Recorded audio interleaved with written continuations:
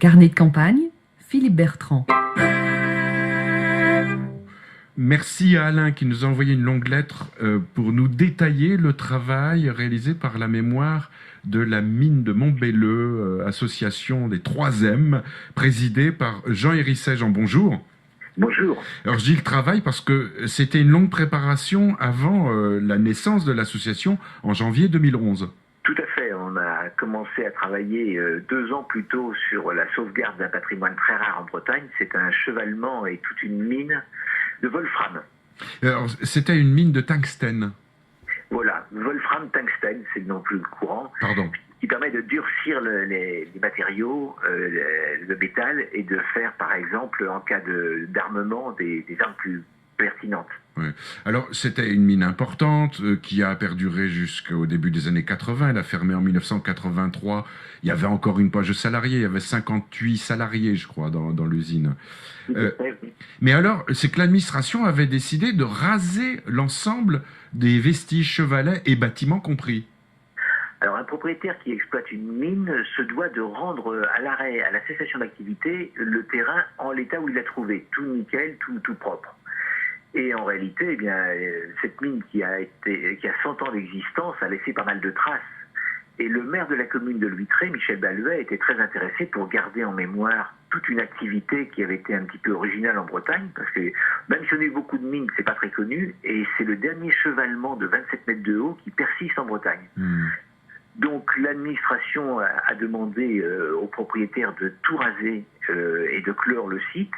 Le maire a demandé si des gens étaient intéressés pour le soutenir dans sa démarche, et l'association s'est constituée en janvier 2011, c'est toute une jeune association, pour réussir à sauver le maximum de choses, dont ce chevalement visible à des kilomètres à la ronde. Il faut savoir quand même que vous avez récupéré 550 adhérents. Tout à fait, on a eu une visite tout à fait suivie à l'occasion des journées du petit patrimoine rural. Le 18 juin, 550 personnes sont venues se déplacer. Beaucoup d'adhérents ont montré leur intérêt parce qu'ils avaient soit de la famille, soit eux-mêmes travaillé sur la mine. Et puis on a beaucoup d'élus des environs qui se mobilisent parce qu'on a un projet de voie verte entre Fougères et Vitré. Et on est juste sur cet axe qui est aussi bien intéressant au niveau de vestiges historiques. On avait des menhirs initialement qui ont été un peu par ignorance rasés au 19e, mais qui existaient sur le site de Montbelleux. Il y a d'autres sites légendaires comme le Saut-Roland à Dampierre-du-Chemin.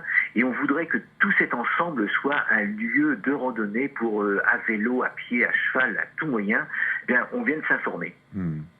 Mais les bâtiments, il y a beaucoup de possibilités, je suppose, dedans.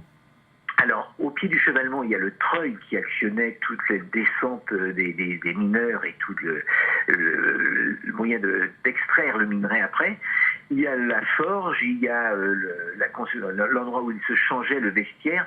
Tous ces bâtiments pourraient être un lieu de mémoire où on montrerait les minerais qui existaient sur le site, pourquoi c'était un site aussi exploité et intéressant, et puis aussi les hommes qui ont travaillé. C'est un lieu de mémoire à ne pas négliger. Vous avez convoqué beaucoup de monde sur le site Jean Hérisset, des historiens, des photographes qui ont travaillé sur l'histoire de ce lieu.